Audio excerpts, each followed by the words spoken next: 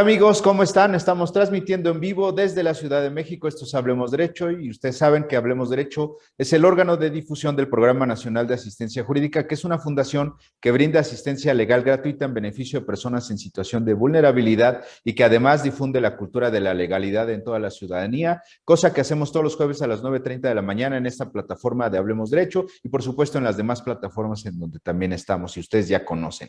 Hoy quiero decirles que tenemos un programa especial, tenemos un invitado especial del Poder Judicial de la Ciudad de México, que como ustedes saben, tenemos un convenio de colaboración con el tribunal en donde se trata de difundir la cultura de la legalidad y ellos nos mandan a jueces, magistrados del mismo Poder Judicial y la verdad es que estamos emocionados, estamos encantados, estamos retomando las transmisiones después de la pandemia con los jueces del tribunal y pues, ¿quién mejor que un juez para hablar de temas importantes como es el matrimonio, el concubinato, sus diferencias, sus derechos, sus obligaciones y todo lo que tiene que ver con estos temas que podrían resultar muy comunes, pero la verdad es que son muy especializados. Algunos se han dado criterios muy importantes. Y bueno, para ello tenemos al juez Juan Miguel Morales Monter. Él es un juez ya de tradición, tiene ya bastantes años en el tribunal y estamos muy contentos que nos acompañes el día de hoy aquí. ¿Cómo estás?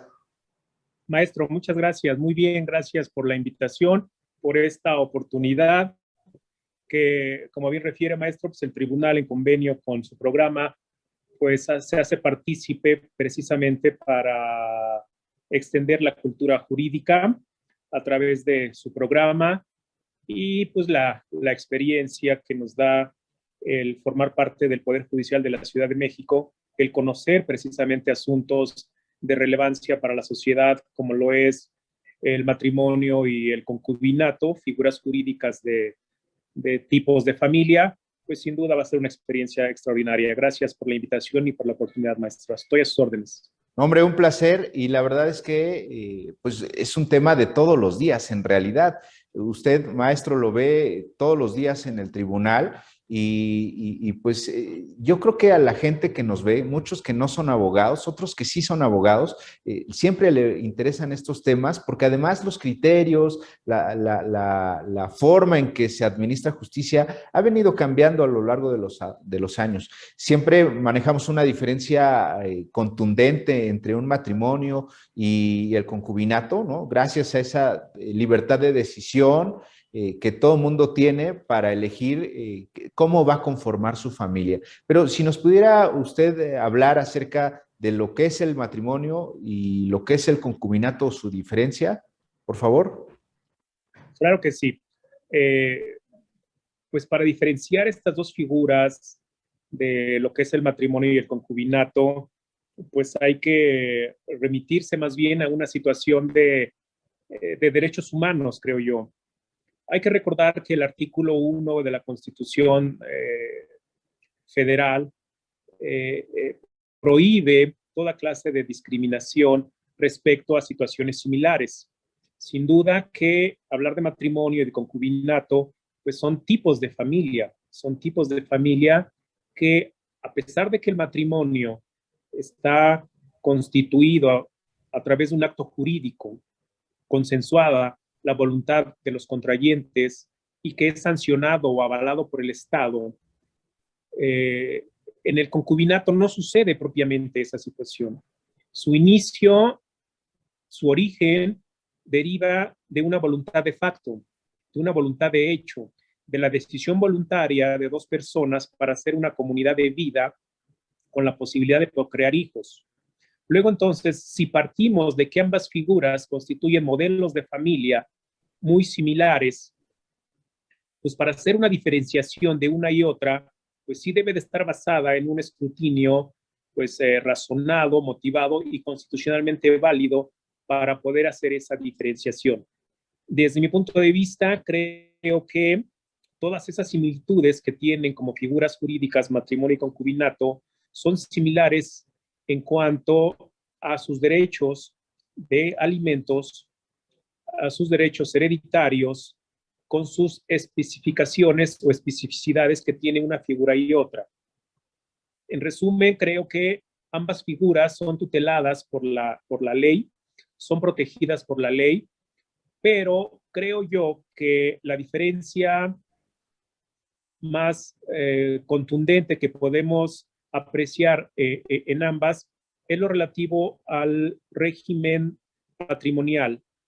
En cuanto al matrimonio, existe un régimen patrimonial que la propia ley les marca y les exige a los contrayentes al momento de celebrar el acto jurídico de matrimonio. La ley dice se celebra el matrimonio bajo estos dos regímenes, el de sociedad conyugal o el de separación de bienes. Los contrayentes, al momento de celebrar el matrimonio, deben de elegir qué régimen patrimonial se va a sustentar su matrimonio. En cambio, en el concubinato no existe esa situación, no existe propiamente un régimen patrimonial. Por lo tanto, esa es una diferenciación, me parece muy notoria respecto a una figura u otra. En términos generales, respecto a los demás derechos, sí tienen, por regla general, una similitud muy grande, con algunas especificaciones, con algunos detalles que seguramente más adelante saldrán de esta conversación. Claro que sí, para contraer matrimonio se necesita hacer una solicitud, ir al registro civil, llenar algunos formatos, en algunas veces capitulaciones matrimoniales, en donde se establece precisamente el régimen, como tú bien has dicho, patrimonial que va a regir. En el caso del concubinato es más bien una relación de hecho. La gente quiere hacer familia, no se quiere casar, por alguna razón, tiene toda la libertad de decidir hacerlo o no hacerlo, pero es una cuestión de hecho, simplemente sucede, tiene ciertos requisitos, que son 2 años que vivan en comunión, en pareja, haciendo vida en común, o que sobrevenga un hijo y ya con eso se acredita. Pero bueno, aquí hay limitantes que seguramente vamos a comentar en un momento, que es qué pasa cuando hay varias relaciones del mismo tipo, o qué pasa si uno de los que forman parte de ese concubinato se encuentra casado, ya no hay concubinato porque hay un impedimento. Platícanos, por favor. Sí, es muy importante. Hablar de concubinato, debemos, desde mi punto de vista, atender al caso concreto. No podemos generalizar la figura del concubinato de una forma homogénea para todas las situaciones. Creo que el juzgador está constreñido a analizar caso por caso para determinar qué efectos jurídicos le va a dar a esa relación, sobre todo en tratándose obviamente de circunstancias específicas como aquella que pudiera acontecer cuando se presenta 2 o más concubinas o concubinarios a pretender pensión alimenticia, o sobre todo a cuestiones de derechos hereditarios, a situaciones en las que el juzgador, desde mi punto de vista, no necesariamente debe de actuar de una forma tan tajante conforme a la ley lo establece. Por ejemplo, si analizamos el 291 bis del Código Civil para la Ciudad de México, que contempla lo que es la figura jurídica del concubinato, hasta el 291 quintus, de entrada, en términos generales, podemos decir que establece que los concubinos tienen los mismos derechos y las mismas prerrogativas que lo relativo a la figura jurídica del matrimonio. Dice que les serán aplicados también en lo relativo al matrimonio las cuestiones de alimentos y las cuestiones de derechos sucesorios, con una salvedad por allí, por ejemplo, que establece o señala el 291 quintus. Dice que al cesar la convivencia en una relación de concubinato, el concubino que pretenda ejercer un derecho alimentario o reclamar un pago de alimentos tendrá que hacerlo dentro del año siguiente al que cesó esa relación de concubinato. No sucede lo mismo con el matrimonio. El 288 del Código Civil para la Ciudad de México le establece la temporalidad por el mismo lapso que duró su matrimonio para que pueda ejercitar la acción petitoria de alimentos. Es decir, no establece, como en el caso del concubinato, una situación de prescripción de la acción para reclamar el pago de los alimentos. Creo ahí que es una diferenciación.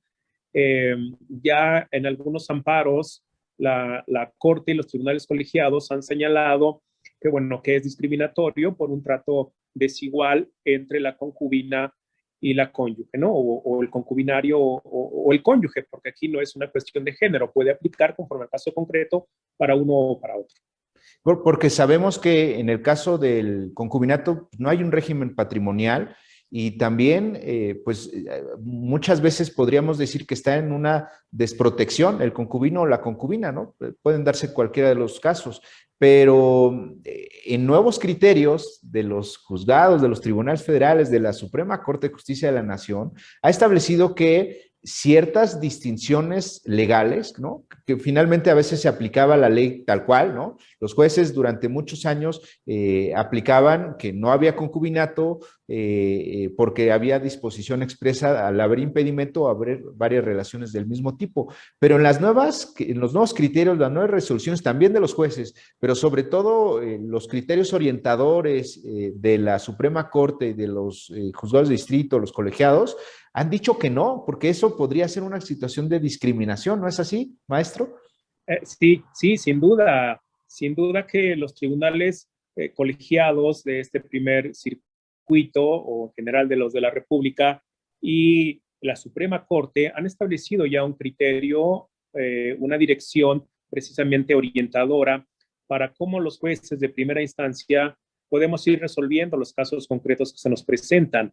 De tal suerte que precisamente en esta progresividad de los derechos humanos, en esta complejidad precisamente de la tutela de los derechos, del principio de igualdad y de no discriminación, los criterios van ya orientados o encaminados a que no obstante que en una situación de pensión alimenticia, cuando la mujer, sobre todo la mujer, ha procreado hijos, uno o más hijos con un varón, con una persona, y ya sea que no se dé la figura jurídica ni de matrimonio ni de concubinato, por el simple hecho de la procreación y del cuidado de ese hijo o de esos hijos, y la atención que eso implica para la mujer, ya le surge o le nace un derecho para pedir alimentos de aquel varón con el cual ha procreado ese hijo o varios hijos, independientemente de la situación jurídica que puede tener ese varón, si está unido en matrimonio con diversa persona o en concubinato inclusive. Entonces, para la cuestión de la pensión alimenticia, ya esos criterios de los que usted bien refiere están encaminados o orientados a una protección más amplia de derechos humanos, a atender un principio constitucional de igualdad y no discriminación que el artículo 1 refiere, para que el juez, analizando el caso concreto, considere que si efectivamente han procreado hijos en común y existe una dependencia económica, existe una imposibilidad material para llegarse de esos recursos satisfactorios para atender sus necesidades más elementales, sí tiene una acción y de ahí surge su derecho para que pudiese ser considerada como acreedora alimentaria. Insisto, independientemente de la relación jurídica que pudieran tener el progenitor, o en este caso, el padre de ese hijo o de esos hijos, si está unido en concubinato o si inclusive ha contraído matrimonio con diversa persona. Entonces, aquí vemos que existe ya una situación muy marcada en cuanto a que no necesariamente el juzgador debe ser tajante en resolver conforme al sentido estricto o literal de la ley. Es decir, si hay más de una concubina, en tratándose de alimentos, ojo, quiero ser muy, muy preciso en esto, en tratándose de alimentos, no necesariamente tiene que ser tan rígido el juzgador de decir, bueno, aquí ya viene una o más, o él está unido en matrimonio, o tiene un concubinato, pero se demuestra que ese mismo varón ha procreado uno o más hijos con diversa persona, precisamente su derecho de esta mujer, de esta mamá, va a nacer para pedir alimentos derivado de la procreación y de la dependencia económica que puede tener respecto a la persona, al varón con el cual ha procreado ese hijo o varios hijos inclusive. Sobre todo porque sería muy injusto. De hecho, es muy injusto cuando una persona se dedica preponderantemente al hogar, no tiene alguna actividad remunerativa, tiene hijos, se queda al cuidado de la casa y el hecho de que se encuentre la otra persona casado o que tenga varias relaciones del mismo tipo, sería muy injusto que, como lo dice la ley, en la mayoría de las legislaciones de los estados, no se le permita el acceso a una vida digna por medio de una pensión alimenticia, ¿no? Exactamente, es exclusivamente en esa pensión alimenticia. Ya más adelante, cuando toquemos quizá el punto de las sucesiones, del derecho hereditario, ahí no le podría aplicar esta regla. Es quiero ser muy enfático en cuanto a que únicamente es en lo relativo a la pensión alimenticia, precisamente por esta situación de estado de necesidad, de que haber procreado hijos, de dedicarse al cuidado de esos hijos, que en realidad son del progenitor, de la persona con lo cual ha procreado esos hijos, independientemente de la situación jurídica o del estado civil que pueda tener casado o en concubinato con una relación tercera, no implica necesariamente que ese estado civil que tenga el varón pueda obstaculizar o impedir el acceso a recibir una pensión alimenticia la mujer con la que ha procreado uno o más hijos. Y ahí hablamos solamente del concubino o la concubina, porque esto es sin menoscabo del derecho probadísimo que tienen los hijos, ¿no? Los hijos evidentemente tienen acción para demandar sus propios alimentos por sí mismos o por conducto del progenitor que se encuentra a su cuidado, ¿no? Claro, bueno, en relación a los hijos, aquí la misma ley establece que la filiación es el vínculo jurídico y las consecuencias que de él derivan entre los hijos con sus progenitores y les da una similitud, una igualdad de derechos independientemente de cuál sea el origen de esa filiación. Recordemos que anteriormente había en la misma ley situaciones de la diferenciación de hijos. Se hablaba de hijos legítimos o de matrimonio, de hijos espurios, de hijos hasta bastardos, se decía en la ley, o hijos ilegítimos, y había una clara distinción entre los hijos de matrimonio y los hijos derivados de aquellas relaciones que no necesariamente estaban basadas en el matrimonio. Ahora ya no, ahora esto ya prácticamente vino a reformarse, ya se superó toda esta discriminación de los hijos y la ley establece que no hay ninguna distinción de la filiación, cualquiera que sea su origen. Luego entonces los hijos tendrán todos los derechos y todas las obligaciones en torno a sus progenitores. Sí, vamos a entrar al tema patrimonial. Si no tiene usted inconveniente. Tradicionalmente, para el tema del matrimonio, pues había un régimen patrimonial, hay un régimen patrimonial, pero para el concubinato no, porque la naturaleza es diferente, ¿no? Es establecer una relación de hecho, hacer una familia, pero sin las formalidades que nos da el matrimonio. Sin embargo, ¿qué es lo que pasa hoy en día? ¿Cuáles son los nuevos criterios por lo que hace a este tema del patrimonio, maestro? Bueno, en realidad no existe para el concubinato un régimen patrimonial.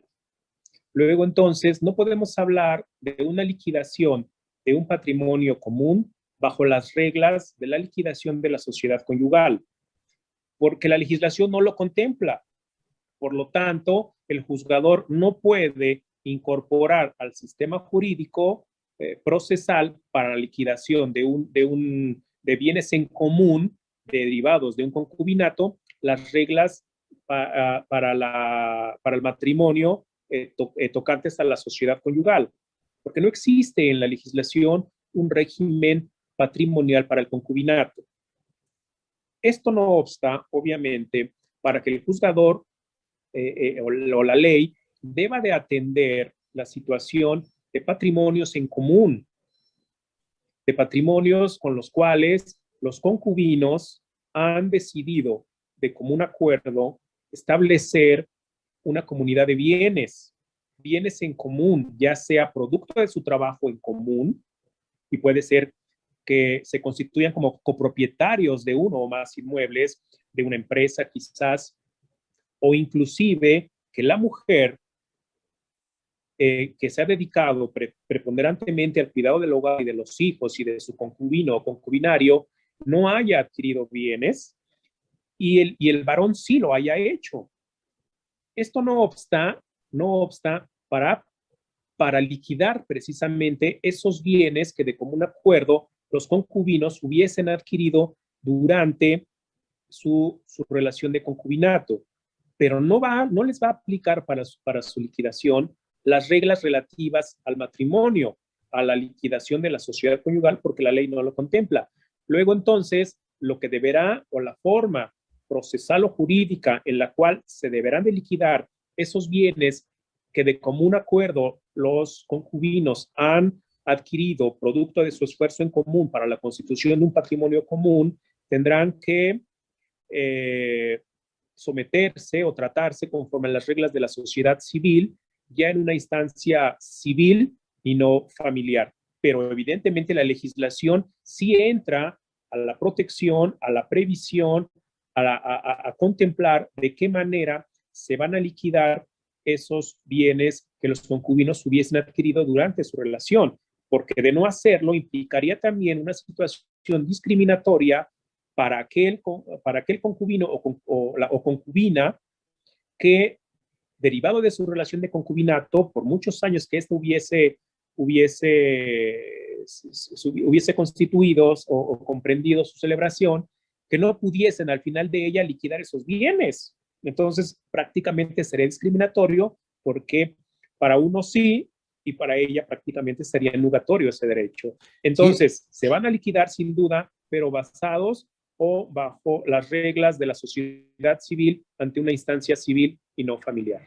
Eso es importante y precisamente lo que quería acotar. Ahí, si hay una copropiedad, pues tendré que acudirse a una vía civil para la terminación de la copropiedad, y es un tema eminentemente civil que puede aplicar no solo para concubinos, sino para cualquier persona que adquieran en copropiedad. Pero ¿qué pasa cuando hay un tema de aportaciones en donde los dos concubinos aportaron económicamente para comprar un bien inmueble y solamente se pone el bien inmueble a nombre del concubino, por ejemplo? Hay la posibilidad de que se pueda liquidar, hay la posibilidad de acreditar que se dieron esas aportaciones. Por ahí hay un criterio de la Corte que establece que esta cuestión podría ser discriminatoria y que siempre y cuando se acredite fehacientemente que hubo aportaciones, entonces podría ser. Platíquenos, por favor, maestro.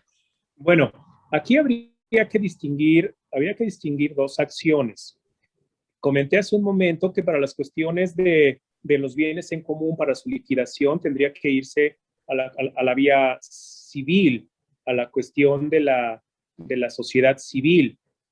Eso no obsta para que el juez de lo familiar, derivado de una situación de desventaja económica, de dependencia económica, pueda el concubino o la concubina ejercitar una acción de una compensación, como en el caso sucede para el matrimonio, porque aquí de lo que se contempla o lo que la ley tutela es precisamente que, derivado de una terminación de esa relación en este caso de concubinato, la concubina se pudiese quedar desprotegida o desamparada de una cuestión material, cuando precisamente derivado de su actividad en el hogar, al cuidado de los hijos, de su desempeño en las labores del hogar, pues perdió todas esas oportunidades de ingresar al campo laboral, de allegarse de bienes propios,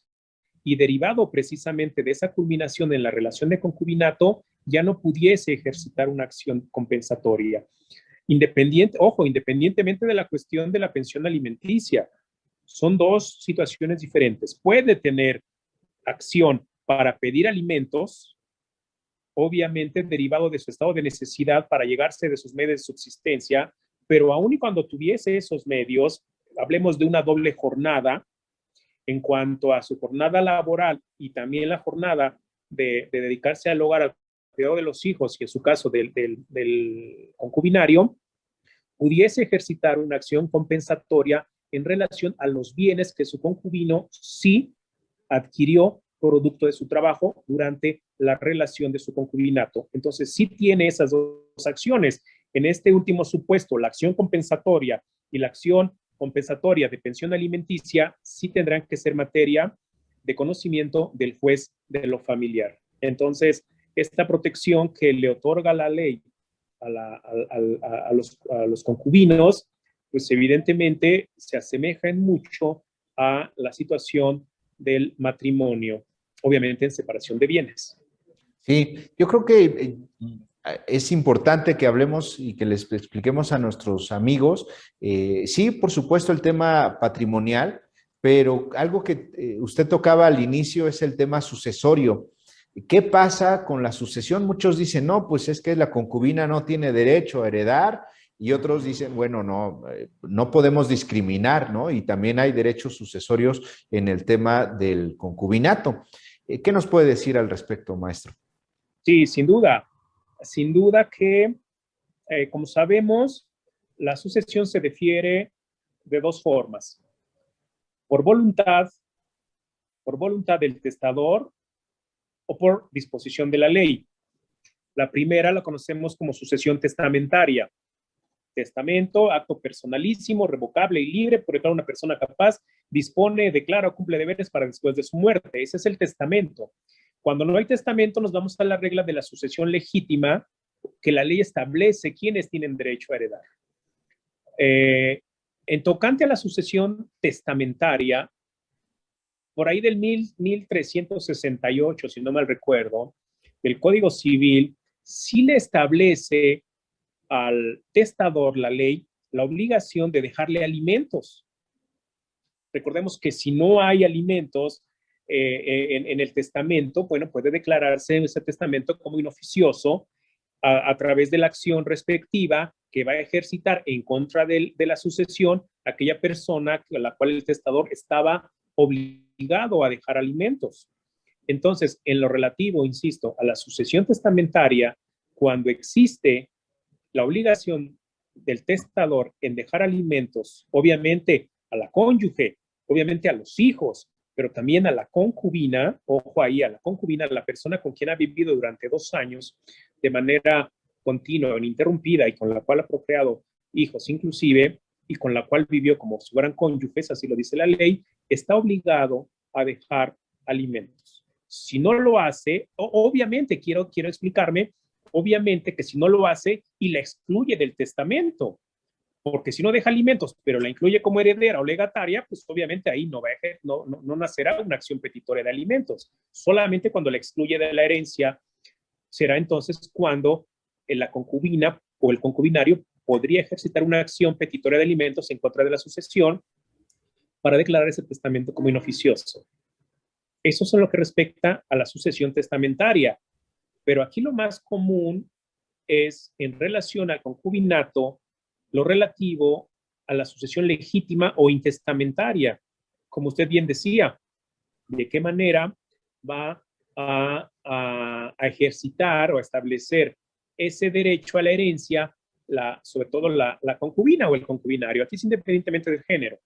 Evidentemente, la ley sí contempla en su artículo 1635, el Código Civil para la Ciudad de México, el derecho a heredarse entre concubinos. El 291 ter y quater también establece los derechos sucesorios entre los concubinos. Por lo tanto, la diferencia, aquí hay que considerarlo, importante, entre el matrimonio y el concubinato en relación a las sucesiones es que cuando existe una o más personas que llegan a la sucesión pretendiendo entrar a la misma, entrar a la herencia y ser declarados como herederos, ostentándose como concubinos, por disposición de la ley, ninguno de ellos tendrá derecho a la herencia. ¿Qué sucede en un caso similar? Esto es una diferencia importante de comentar con el matrimonio, porque esto no es exclusivo del concubinato. Me explico. Pudiera ser el caso que en una sucesión legítima o intestamentaria llegara una cónyuge, pero también llegara una posterior o una anterior a la que denunció originalmente. Pudiera tener 2 o 3 o más. ¿Qué va a suceder con esta cuestión? Considero, desde mi punto de vista, que si partimos de que el artículo 248 del Código Civil, que establece la nulidad de los matrimonios y que es nulo de pleno derecho el matrimonio subsecuente contraído sin que previamente se disuelva el primero, le da ahí la preferencia o la prevalencia para que subsista al primer matrimonio. Pero, ¿qué sucede con los subsecuentes? Hay un artículo del Código Civil, la legislación lo contempla, el Código Civil para la Ciudad de México contempla que el matrimonio tiene la presunción de ser perfectamente válido. Todos los matrimonios. Para desvirtuar o desvirtuar esa presunción, se requiere de una sentencia ejecutoriada que así lo demuestre. Que así lo demuestre. Luego, entonces, se debe de atender precisamente, uno, a la existencia del primer matrimonio, pero deben de declararse nulos necesariamente los subsecuentes, porque mientras no haya una sentencia ejecutoriada que así lo declare o que así establezca la nulidad de ese matrimonio, necesariamente ese matrimonio surte efectos jurídicos. Entonces, es una diferencia muy, muy, muy notable. En cuanto a la... Perdón, hay un problemita ahí. En cuanto a la situación del concubinato, en cuanto a la situación del concubinato, no sucede lo mismo.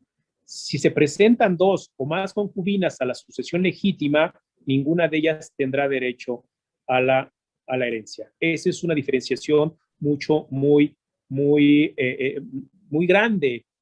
Ahora, seguimos en la sucesión legítima o intestamentaria. Como ya se estableció que los concubinos tienen derecho a la herencia, deberá de probarse en juicio, dentro del juicio sucesorio intestamentario. Recordemos que dentro del procedimiento, en la primera sección del juicio sucesorio intestamentario, la ley establece una audiencia para que quien denuncia la sucesión presente sus testigos y los demás medios de prueba que considere pertinentes para acreditar precisamente ese parentesco con el autor de la sucesión y ser declarados como herederos. Entonces, aquí cabría preguntarse, ¿necesariamente la concubina o el concubinario tendrán que promover unas diligencias de jurisdicción voluntaria de acreditación de concubinato para llevarlas dentro de la sucesión y ser declarados como herederos con ese carácter? Desde mi punto de vista, considero que no. No es necesario que previamente la concubina o el concubinario, para entrar a la sucesión legítima, al juicio sucesorio intestamentario, tengan que promover necesariamente unas diligencias de jurisdicción voluntaria sobre concubinato. Esto pueden hacerlo dentro del mismo juicio sucesorio conforme a los artículos 801 y 803 del Código de Procedimientos Civiles. Ahora, si ya se acredita el concubinato por esa relación continua de vida en común como cónyuges por un periodo mínimo de 2 años, por la procreación común de hijos y una vida socialmente o pública como marido y mujer para establecer el concubinato o familia, pues, y aquí no vamos a establecer una cuestión de género, porque puede ser homoparental, no necesariamente implica hombre y mujer como anteriormente se configuraba. Aquí ya es homoparental, puede ser. Entonces, si concurre a la herencia, aquí es lo importante, si concurre a la herencia la cónyuge con hijos, si concurre a la herencia la concubina o el concubinario con hijos del autor de la sucesión, la herencia se repartirá en partes iguales, es decir, la concubina tendrá derecho a heredar como un hijo. Si concurre con ascendientes, es decir, con digamos, serían los suegros o los papás del autor de la sucesión, la herencia se dividirá en 2 partes iguales. Una parte corresponderá a la concubina o el concubinario y la otra parte se dividirá entre los ascendientes. Si concurren con un hermano o con demás hermanos, entonces la herencia se dividirá en dos terceras partes para la concubina y 1/3 restante para el hermano o los demás hermanos.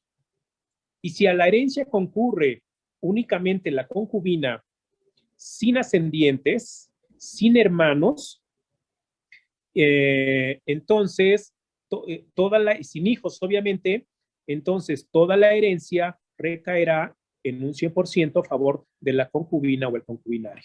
Creo que esto es algo que podemos comentar relativo a la sucesión en el concubinato. Fíjate que es bien interesante lo que dices porque la mayoría de las personas piensan que el concubinato implica una desprotección total. Y ya vimos que no. Usted mismo nos ha platicado que hay tema de derechos de alimentos y también hay temas sucesorios. Entonces sí es bien importante que la gente sepa que tiene derechos a pesar de que no esté casado. Y entonces ya entrando a la parte final del programa, maestro, ya tenemos que terminar la transmisión.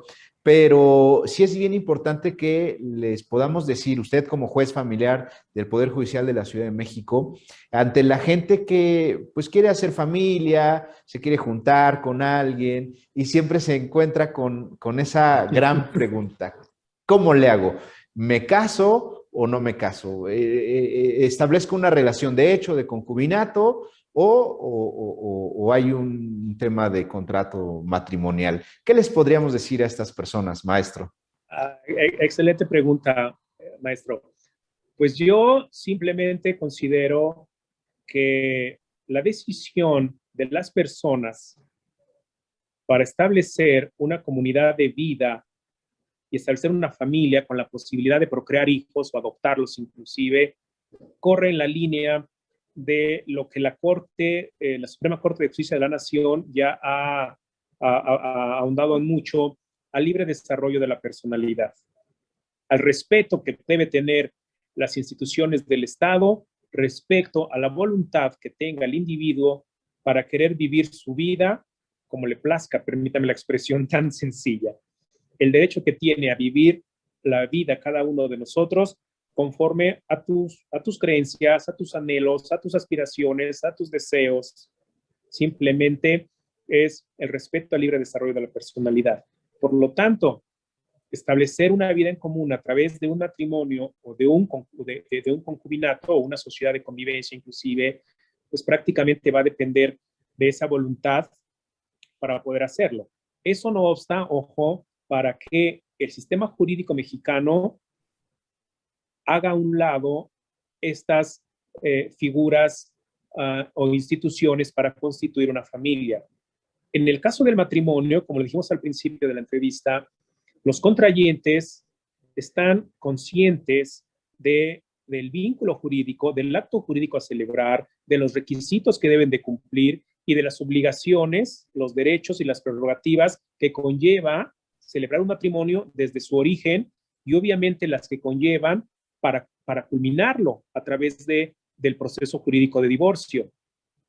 En el concubinato, no obstante que no hay ese acto jurídico, no obstante que deriva o se constituye a través de una mera voluntad de facto o de hecho, reunidos ciertos requisitos, la ley sí viene en tutela de los derechos de las personas derivadas de esa relación de hecho, ya para entre ellas, para entre los concubinos y sobre todo, obviamente, cuando hay hijos en común. Entonces, creo yo que aquí cada uno de nosotros tenemos la libertad plena y absoluta de establecer nuestro modelo de vida, nuestro modelo de familia, como lo consideremos. Es un derecho constitucional, la dignidad humana y el respeto al libre desarrollo de la personalidad. Pero ojo, lo que se decida realizar una comunidad de vida, ya por matrimonio, ya por concubinato, ya por sociedad de convivencia, la ley sí entra a la tutela jurídica y a defender los derechos precisamente derivados de ese modelo de familia que de manera deliberada, consciente y voluntaria los ciudadanos, las ciudadanas deseen llevar a cabo.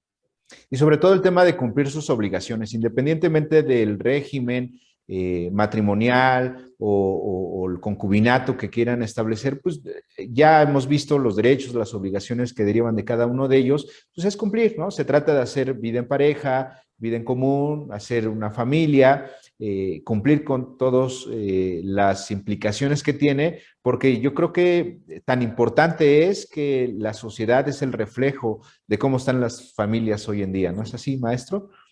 Claro, creo que a través del respeto a la relación, la estabilidad la cordialidad, la ayuda mutua, la solidaridad, el amor, la comprensión, se puede establecer una familia independientemente de si es a través del acto jurídico de matrimonio o no lo es. No necesariamente implica que todas las familias deben estar constituidas hegemónicamente a través del matrimonio. Porque la ley les establece una igualdad de derechos a cualquier modelo de familia que se constituya basado precisamente en la solidaridad, a veces inclusive en la dependencia económica que de eso se deriva, sobre todo la mujer que se dedica al cuidado del hogar, de los hijos y del varón, pues evidentemente constituye en una dependencia económica, porque así son los modelos de familia culturalmente o socialmente establecidos en nuestro país. La mujer ya son los menos, pero en realidad todavía prevalece de una forma más fuerte el hecho de que el varón sea quien provea materialmente de los satisfactores para sustentar esa familia, para mantener esa familia, y en el mayor de los casos sea la mujer quien se dedique al cuidado del hogar, al cuidado de los hijos y en este caso del varón. Entonces, sobre todo cuando se dan estas situaciones de dependencia económica establecidas de común acuerdo en la relación, pues es más la protección que la ley debe de advertir para este tipo de relación en estas circunstancias. Pues ahí está, ya estamos terminando el programa. Maestro Juan Miguel Morales Monter, juez familiar del Poder Judicial de la Ciudad de México, quiero agradecerle infinitamente que nos haya acompañado el día de hoy en este programa. Al contrario, el agradecido soy yo y ojalá que estos comentarios y esta participación que gentilmente me ha hecho usted como invitado, pues les pueda servir de guía, de cultura general inclusive a las personas que nos ven y nos escuchan. Muchas gracias a usted, maestro. Hombre, un placer, de verdad estamos muy agradecidos, no solo con usted, sino también con la Coordinación de Comunicación Social del Poder Judicial de la Ciudad de México. Por supuesto, siempre es un gusto compartir contenido interesante, gracias al apoyo del Poder Judicial de la Ciudad de México, a su presidente, evidentemente, y por supuesto a todo el equipo de comunicación social que hacen posible estas transmisiones de Hablemos Derecho con jueces, magistrados, funcionarios de este tribunal. Y bueno, pues no me queda más que despedir este programa. Estamos muy contentos. Estamos celebrando 9 años de transmitir ininterrumpidamente este programa de Hablemos Derecho. Y el próximo mes, ya en unos cuantos días, estaremos festejando 17 años de nuestra fundación, del Programa Nacional de Asistencia Jurídica, que es esa asociación en donde brindamos apoyo legal gratuito a las personas que más lo necesitan. Gracias a todos por su apoyo, gracias por sus donativos, gracias por compartir nuestras transmisiones. Siempre es un placer ver sus comentarios, que a pesar de las semanas que van pasando, siempre encuentran nuestros contenidos interesantes. Y no se diga más, les agradezco la atención y como siempre les deseo a todos y cada uno de ustedes que tengan un excelente día.